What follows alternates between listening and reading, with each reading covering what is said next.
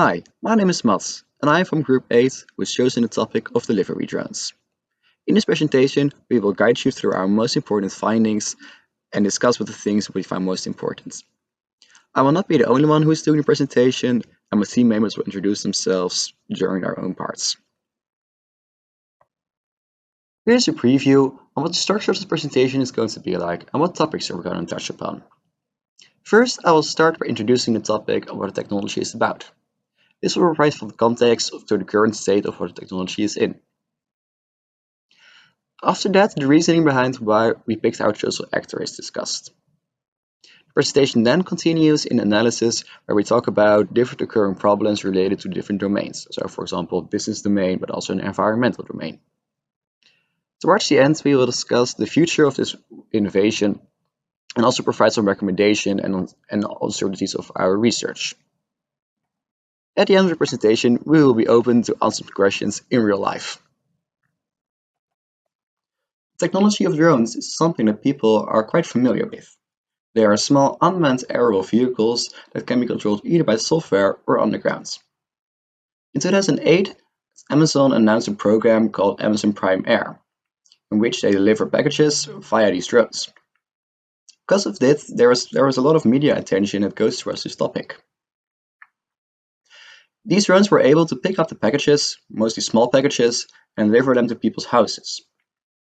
However, there are a lot of restrictions legally that didn't allow them to expand this really big.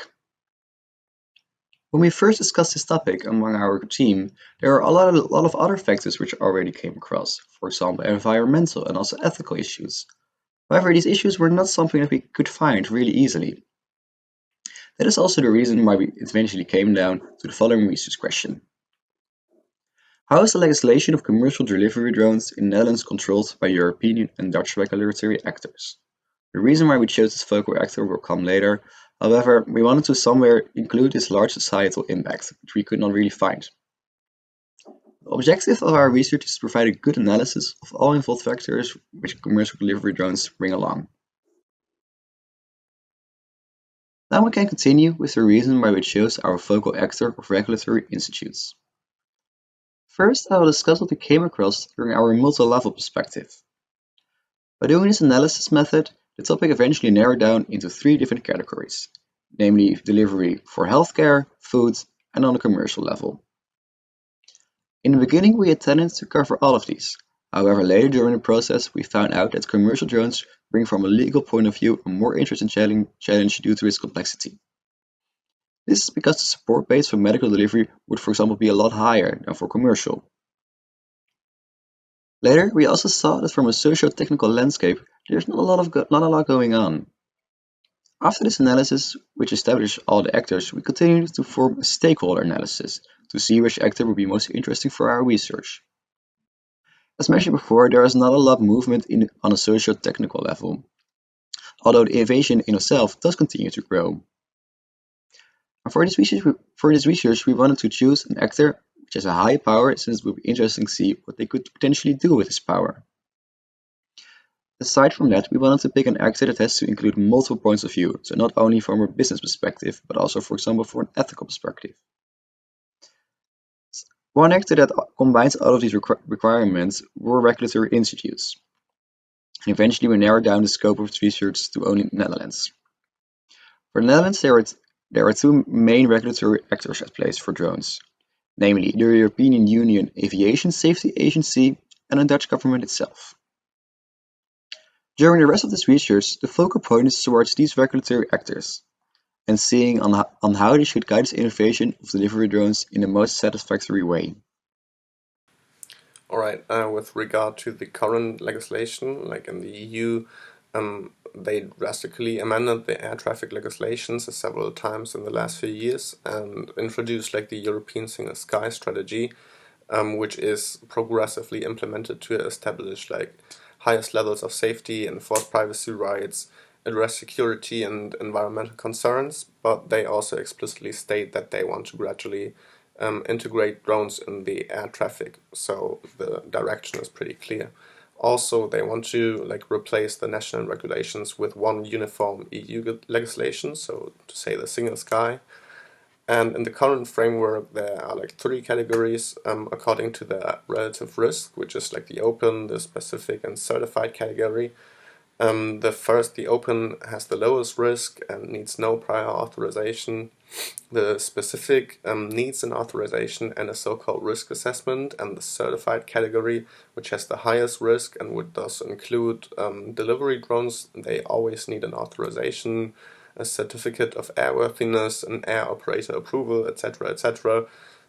So all this cannot be realized by companies such as Amazon for every single drone use, for every operation.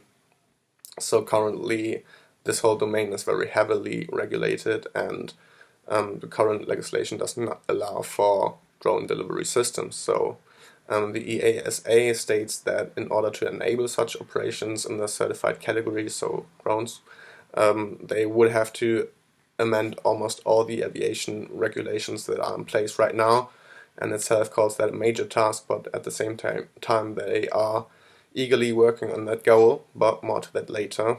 As for Dutch regulations, I already mentioned it, but all national regulations in the EU were replaced with the EU legislation, like since the 31st of December 2020. So the Dutch legislative institutions hold almost no power in drone regulations, except for like minor amendments in, let's say, the age of a pilot or the degree of penalty for breaking a rule. This can be decided or amended by the national governments, but apart from that, all EU regulations fully pertain to the Netherlands, so no regulatory power here. And now to the business section. Business actors recognize the potential of delivery drones for supply chain integration and inventory management, as well as product delivery. Stakeholders invest heavily in lobby efforts to influence policy to their own benefit and enter the emerging market as soon as possible. Drone advocacy groups communicate closely with governance authorities, and they recommend policy designed by the drone industry for the drone industry. While delivery drones may currently be defined as a niche innovation, an appropriate regulatory framework might enable embedding into the socio-technical regime while guaranteeing a smooth and safe transition that meets the needs of multiple stakeholders involved. Delivery drones do not share the regulatory framework of conventional drone or aircraft regulation, therefore there is a governance void and a regulatory gap that needs to be addressed.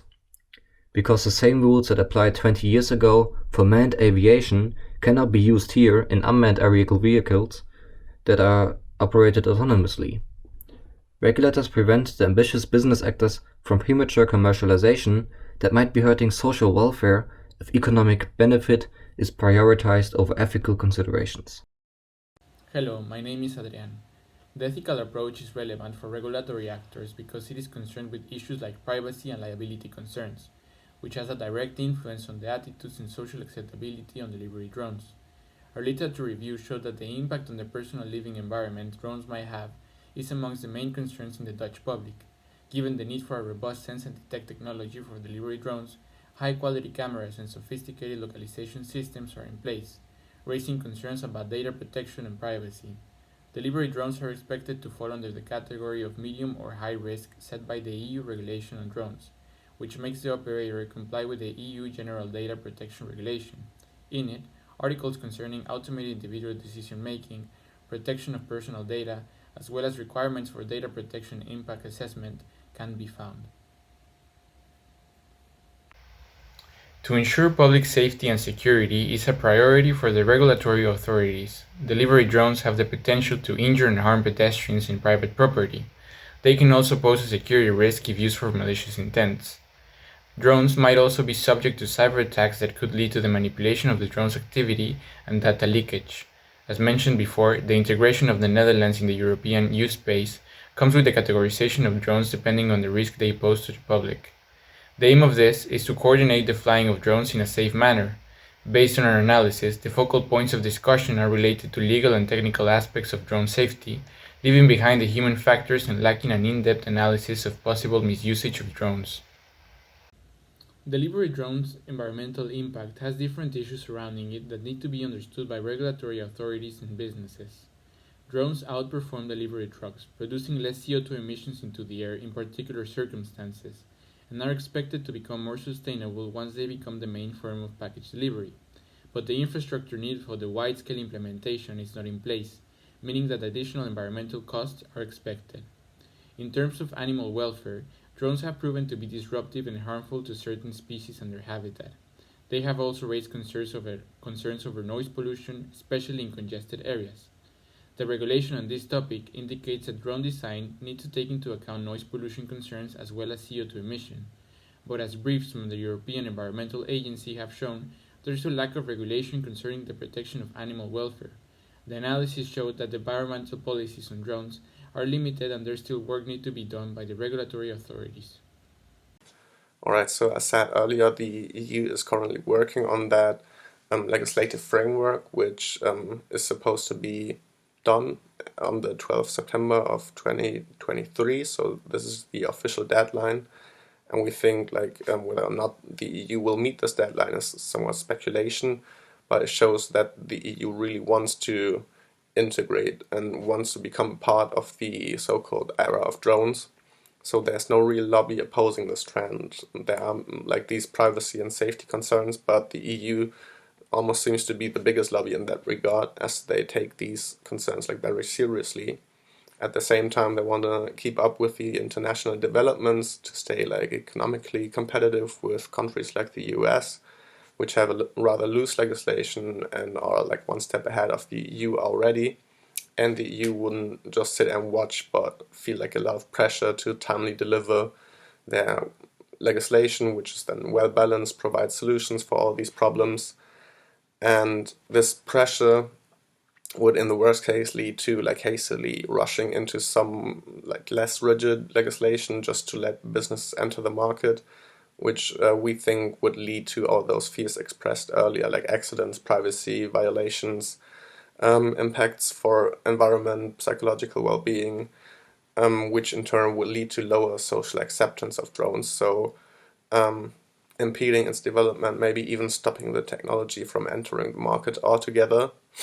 On the opposite, the best case scenario would be the EU meets its deadline, strikes these balances between the business and the civil perspective, which would basically be a win-win situation, everyone would be happy. But we think that in the future it will be somewhere between these two scenarios, and we think that it probably will take some more time. The EASA itself stated that it's a major task to amend all these regulations, and also in its official time plan there are no further steps mentioned for the certified category, which would include drones, and instead there are rather big words, promises. For example, in their European plan for aviation safety, they state that they want to foster the development of a drone ecosystem in Europe, while also addressing the societal expectations related to environmental protection, safety, and cybersecurity. So this rather sounds like the best case scenario, we think, but at least it shows that the EU is on a good path and has both sides in mind. It may also give reason to believe that the EU may not be internationally competitive in the next few years, but will maybe eventually find a way to level out these multiple interests and strike a balance between the economic interests and the societal goals. This brings this presentation to the discussion part. As we have shown, a lot of potential problems can occur if we keep the current legislative framework the same. And that brings us to the main recommendation we'd like to provide for these regulatory actors.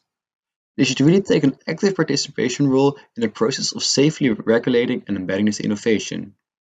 They should really seriously consider the negative impacts and try to find a good balance between taking a protective role for the public while still giving businesses enough freedom.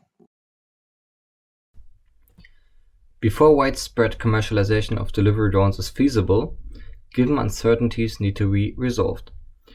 First, we have the market uncertainty. It is uncertain how big the market size will be, and estimates span from a billion measure of $1 billion to $8 billion within the next 5 years. But maybe there won't be an industry at all by that time. Maybe the regulators will continue to act as a roadblock, and we will not see any delivery drones within the next 5 years. We never know what the future holds. Another uncertainty is the business model uncertainty, which includes the question whether a drone premium is likely to be chargeable. But who will pay this on-demand drone delivery premium? Will it be the companies who absorb the costs as part of the cost structure? Or will it be the consumers who like to pay an extra fee for the on-demand delivery with a delivery drone? Next, we also have uncertainty about consumer attitudes and public perceptions. What is it that determines consumer attitude? In the past, in the last 5 years ago, research studies focused predominantly on consumer privacy and security, and they highlighted them as key concerns for acceptance. Recently, an increasing number of articles highlight the relative advantages of speed, innovativeness, and performance as determinants of consumer attitudes towards drone delivery. Next, we come to airspace uncertainty. Because available airspace is limited, it is uncertain whether fleets of large quantities of unmanned aerial systems can be accommodated. Maybe the sky will become so packed once the regulation is loosening that no one can fly anymore because everybody wants to fly. And that's not possible because the airspace is restricted, and then the drones would collide, which would be massively dangerous. Lastly, we have dominant design uncertainty. No one knows basically how the delivery drones should look to make them operable in multiple environments, and there are multiple patents out there. Every company has an individual approach, and as already stated in the business section, regulators are lagging behind because the change is so fast and no one can keep up anymore, and basically no one knows what the dominant design is. Thank you for your attention. Alright, to conclude, I think it can be said that delivery drones do have the potential to get integrated into existing delivery systems just because it has many benefits, such as the on-demand services, which are equally beneficial for consumers and businesses, the cost efficiency, of course, and the discharge of traffic, just to mention a few. However, it also bears great risks that should not be overlooked, such as like the privacy concerns, issues of safety, security, cybersecurity, and the negative environmental and psychological impacts. Nevertheless, it seems that the biggest concern of the EU is its competitiveness with global economy. So there's like immense pressure on the EU institutions, which obviously hold a lot of power. So our view is that these authorities should not give in to that pressure and hastily decide on loose regulations just to like let businesses enter the market and stay economically competitive, but to instead prioritize the above mentioned societal concerns and at the same time do its best to meet its self-imposed deadline on the 12th September 23, more or less, like because otherwise the EU might sleep on the rapid developments in the drone business and miss a chance, like economically speaking. And I think this, among many other conflicts of interests, as have been mentioned, leveling out like this timely delivery of the legislative framework and the satisfactory resolution of the societal issues and concerns should be like the most important balance in the further proceedings of the EU.